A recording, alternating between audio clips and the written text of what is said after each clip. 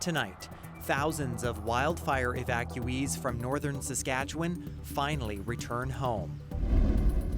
Potential unmarked graves have been discovered on a northern Saskatchewan First Nation. And over 200 people are dead in a plane crash in India. This is CBC Saskatchewan News.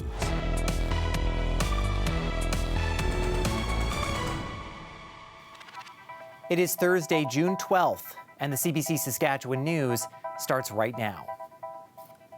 I'm Ethan Williams. Thank you for joining us. It's been nearly 2 weeks since thousands of wildfire evacuees fled their homes around Ronge. And after spending those 2 weeks worrying about what would be left of their communities, many were able to go back on Thursday. Jeremy Warren is in Ronge with tonight's top story. They lined up early Thursday just south of Ronge, evacuees eager to return to their homes in the tri-community area as soon as Highway 2 reopened. The chief of Lac La Ronge Indian Band standing by to welcome them home.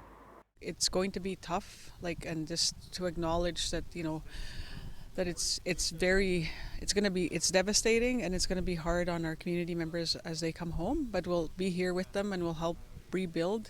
In nearby Sucker River, the fire destroyed about a dozen homes on the reserve and melted the plastic siding on others. Firefighters say they didn't stand a chance against winds gusting over 100 kilometers per hour. One of the worst ones I've ever fought. It was very tiring. It was pretty much mentally draining as well. The former fire chief says the community bears the scars of the fire, and he does too. A little bit of embers fall into my suit that basically burnt me on the edge of my chest here. So you see red marks. That's from the embers falling to my suit. So. In the town of Ronge, there are signs of a return. The now reopened co-op is busy as people restock their fridges with food. Health services are resuming as well. The emergency department at the Ronge Health Centre reopened Thursday afternoon. Long-term care and detox will follow. One returning resident stopped to see the charred remains of Robertson Trading. She visited the iconic store even before checking her own home. Because it's a pillar of our community, and I think it was the first part that really hit home with this whole fire stuff. Evacuation was tough. Losing Robertson's was tougher. There's frustration and trauma, mixed with some celebration and gratitude for the people who stayed behind to fight fires and protect the communities. I'm just happy to have a house. I'm happy to be here. I'm proud and happy to see my community members and my neighbors who stayed behind, fought really hard, and we have a home to come back to. The Lac La Ronge Indian Band is taking a phased approach, arranging transportation for its members over the next couple days. Assessing the damage will take weeks. Rebuilding will take longer.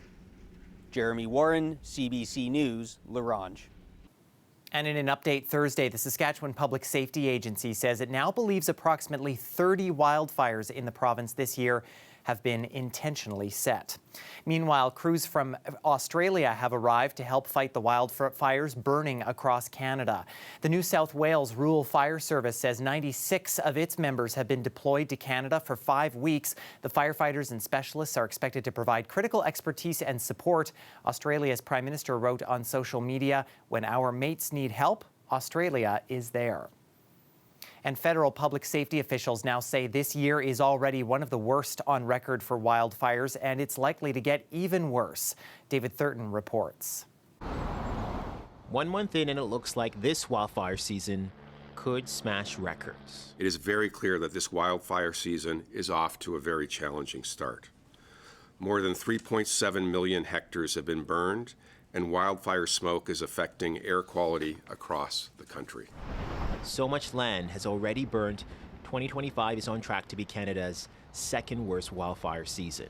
Right now, more than 200 forest fires are burning, more than half are out of control, and things could get worse. The outlook in the 2025 wildfire season indicates that wildfire risk across most of Western and Northern Canada is expected to be elevated over the coming months. A hot and dry July will increase the likelihood of fires throughout the Northwest Territories and the Yukon. And on Vancouver Island and southern British Columbia, where the fire danger is expected to be the highest.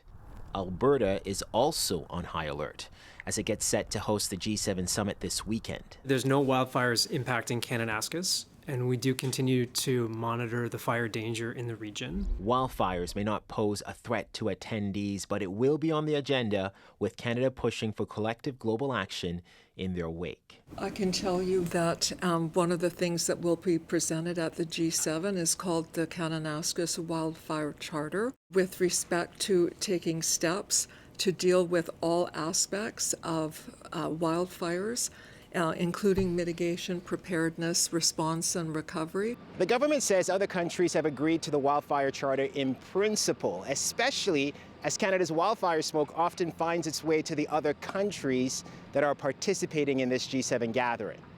David Thurton, CBC News, Ottawa.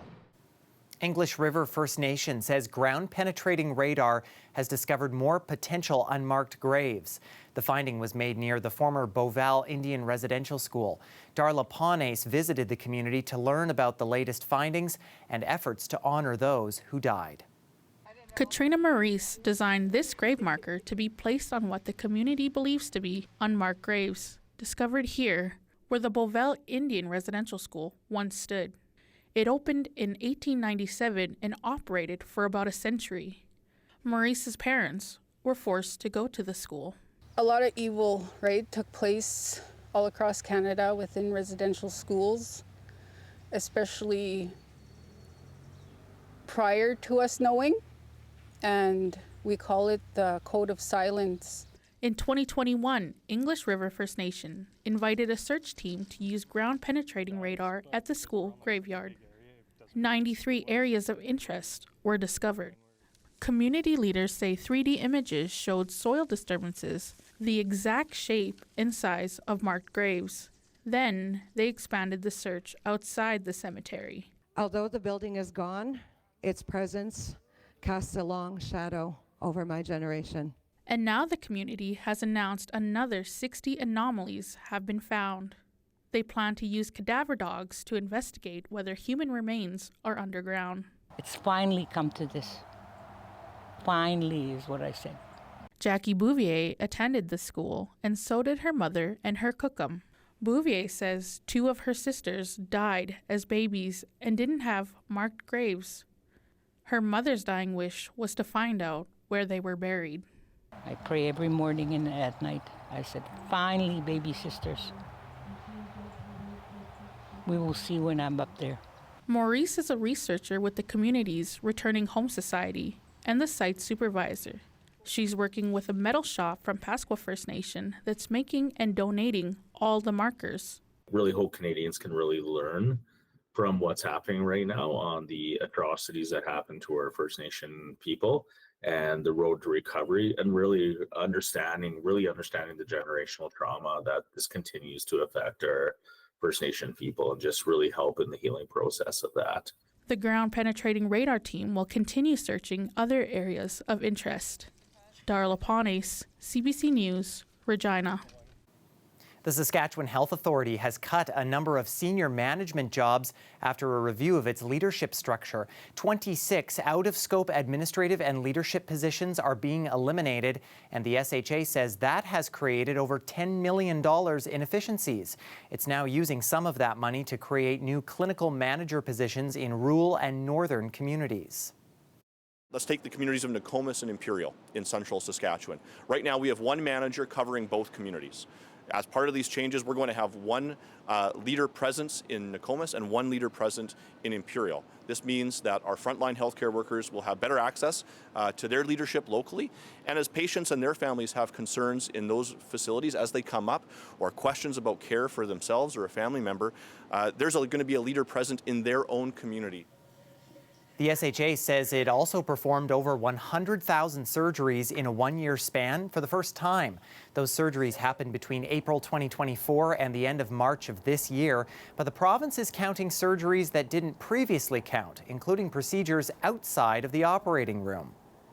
These minimally invasive valves, for example, those patients used to either not be candidates for surgery because they were just too sick or too elderly, and now they are able to have a minimally invasive procedure. And this is where we need to continue to drive our healthcare system around the innovation. The surgery waitlist is hovering around 30,000 people, which is not much different than the year prior, but the SHA says it's focusing on the longest waiting patients, and almost no one is waiting longer than 2 years. The province has a goal of completing 450,000 surgeries over the next 4 years.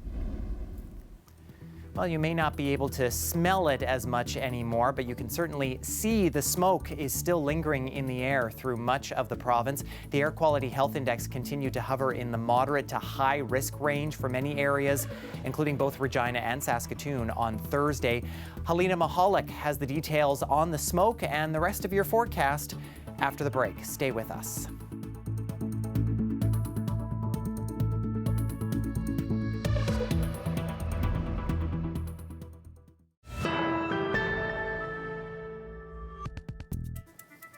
Emergency crews in India are working into the night at the scene of the country's worst airline accident in decades. An Air India passenger plane bound for London crashed Thursday afternoon, killing almost everyone on board, including a Canadian and an unknown number of people on the ground. Anna Cunningham reports. A scramble for information outside a local hospital. These relatives desperately looking for their loved ones. This Air India flight with 242 people on board was fully loaded with fuel for the 10-hour travel time to London. And a warning, you may find the following images disturbing. Just moments after takeoff, some 190 metres in the air, the plane starts coming down. The sound of an explosion heard as it hits the ground. This was a densely populated residential area. The plane struck an accommodation block for medical students. Its tail seen embedded in a building. Rescuers searched the charred debris scattered over a wide area with the smell of aviation fuel heavy in the air. More than 200 bodies have been recovered so far, including from this residential area. The family of the one Canadian passenger on board, dentist Nirali Suresh Kumar Patel from Mississauga, Ontario, have confirmed she did not survive the crash. Against the odds, one passenger walked away. A British man, Vishwash Kumar Ramesh, seen here in hospital meeting the Indian Home Affairs Minister Amit Shah. India's aviation minister has vowed to thoroughly investigate how this deadly crash happened. We are not going to leave any stone unturned. We'll do properly according to the protocol, and we are going to go to the depth of why this incident has happened. The search is now on for the plane's black box audio flight recorder, hoping it may give an indication of those final fatal moments on board Flight AI 171. Anna Cunningham, CBC News, London. And Prime Minister Mark Carney said on social media he was devastated to learn about the Air India crash. Foreign Affairs Minister Anita Anand spoke at the start of question period in the House of Commons. I am devastated to learn of the Air India crash that occurred earlier this morning. The flight was carrying 242 people, one of whom was Canadian. We are in touch with our international partners, and I have been speaking with Canadians this morning. I am sure that all members of this House will join in extending our collective condolences to the families of those who have lost loved ones this morning.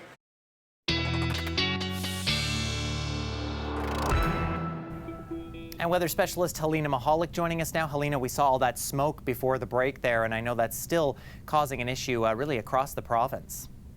Yeah, Ethan, we have seen some relief, but especially in southern Saskatchewan, we're continuing to see advisories in place. Let's take a look at where our air quality advisories are right now in Saskatchewan.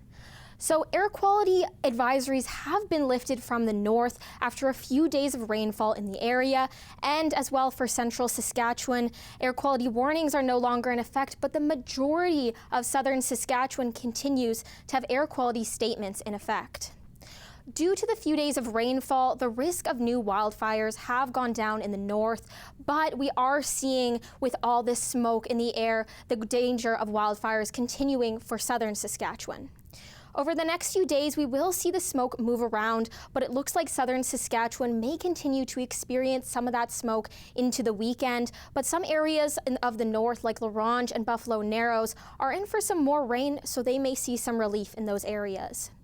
Thursday evening, we are seeing a 30% chance of showers with a risk of thunderstorms in the southwest for areas around Swift Current. The rainfall will continue to be a trend throughout the next few days into the weekend. Friday, we'll see a chance in the north, as well as for central Saskatchewan, areas around Saskatoon. Into Friday evening, we'll see that continue for the Ronge area and a risk of thunderstorms in west central Saskatchewan for areas around Kindersley. Saturday, more rain. Just get your umbrellas out. Saskatoon, a chance of rain, as well as for areas of the northern grain belt. And we continue to see some rainfall in the Ronge area, which we know is very needed for these fires. And that rainfall will continue into Sunday for the Churchill region. And just how much rain is the north going to get? Well, we're seeing here up to 17 millimeters of rain for the Ronge area, and Pelican Narrows up to 10 millimeters. In south and central Saskatchewan, we'll also receive a decent amount of rainfall, especially the central areas around Saskatoon, up to close to 15 millimeters of rainfall, and Regina close to 10. Thursday, we did see winds gusting up to 40 kilometers an hour, especially in southern Saskatchewan and in the Swift Current area where that chance of storms are. Friday, we'll see up to 50 kilometers an hour as we see a chance of rainfall continue for the province. Winds will continue to be gusting throughout the weekend, but not quite as strong. We will see up to 30 kilometers an hour wind conditions in south and central Saskatchewan, Ethan, as that chance of showers continues. I think I speak for everyone when I say, let it rain. Let it rain, for sure. All right, thanks, Helena. Thanks, Ethan. Well, Canadian swimmer Summer McIntosh is making a splash in the pool. She has broken another of her own world records at the Canadian Swimming Trials in Victoria. That is 5 Canadian records and 3 world records at this meet alone. And as Devin Haru tells us, she is looking to own the podium at the 2028 Olympics in Los Angeles. 18-year-old Canadian swimming sensation Summer McIntosh has just completed and put together one of the greatest swimming meets in the history of this sport. She has 10 meters to go and she is reaching hard to the wall. McIntosh to the finish, and it is! She destroys it again. Capping off the Canadian trials on Wednesday night by breaking her own world record in the 400-meter individual medley, electrifying this sold-out crowd behind me one more time, stopping the clock in a time of 4:23.65. She won gold in this same event at the Paris Olympics. She's lowered her world record time, and after the race, in her post-race interview, she was beaming. Summer, this is one of the greatest meets in the history of the sport. Have you been able to process any of it at all? No, not at all. I think what I do personally, what works for me is during the meet, I really don't like to think about it. I mean, I'll celebrate and then I'll kind of compartmentalize it and focus on the next race. But now that I'm done, we can kind of chill out. You really just use this as motivation and also validation for my training so far, and just to keep pushing and moving forward and work even harder from now until Singapore. Throughout the Canadian trials here in Victoria this week, Summer McIntosh broke the 400-meter freestyle world record, the 200-meter individual medley world record, and of course, the 400-meter individual medley world record. She also broke the Canadian record in the 800-meter freestyle and 200-meter butterfly. In all 5 of her events, she posted the fastest times of her life, and she has told me that come LA 2028 Olympics, she wants to win 5 gold medals. This meet has sent a shockwave across the swimming world. For CBC Sports in Victoria, I'm Devin Haru. Well, longtime Regina Rams head coach Frank McChrystal is part of the 2025 class of inductees into the Canadian Football Hall of Fame. McChrystal was the Rams head coach for 30 years, from 1984 to 2014. He led the team to 7 Canadian Bowl titles when they were in the Canadian Junior Football League, and he was CIS Coach of the Year in 2007. Our congrats to Frank. Stay with us. We'll have more news and a final look at the forecast after the break.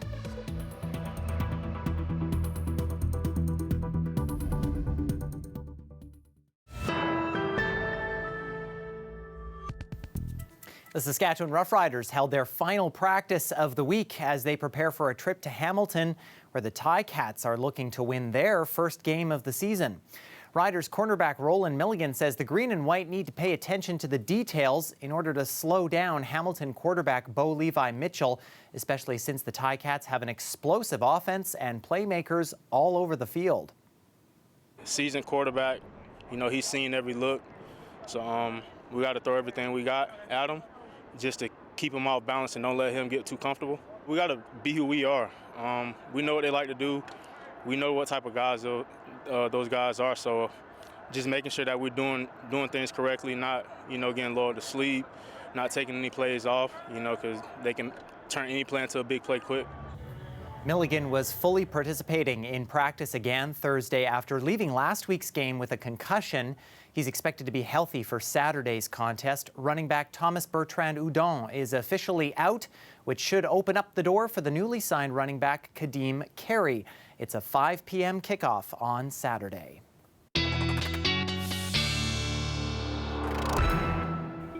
The Riders, of course, back outside practicing with all the smoke. And Helena, I know that's probably going to be something sticking around. Yeah, Ethan. Well, we are seeing some rain in the forecast to hopefully alleviate that smoke. Let's take a look at the forecast for the city of Regina. Friday, we are seeing sunny conditions, but a few breezy days as well before some rain starts over the weekend. Sunday is definitely your day to get out, with temperatures hovering just below 30 degrees. Into the work week, though, we will see a few days with a good chance of rain, anywhere from 30 to 50% chance. Overnight lows, though, are above seasonal for this time of year. Saskatoon will also see some rainfall, about a 60% chance over the next few days, and at risk of thunderstorms. Into the rest of the week, we are seeing temperatures slightly above seasonal and a little bit of a break for that rain, which continues into next work week, and a few breezy days there as well, and overnight lows above seasonal for this time of year. So we are seeing a mix of rain, a mix of sun. So temperatures, Ethan, are ideal to be pushing out some of this smoke from the fires. Good to hear, and hard to believe getting closer to the official start of summer. Helena, thank you so much. Thanks, Ethan. That is it for us. For more news anytime, you can always head to cbc.ca/sask or subscribe to our CBC Saskatchewan YouTube channel. And of course, you can always download the CBC News app on your smartphone or tablet anytime. Thanks so much for watching.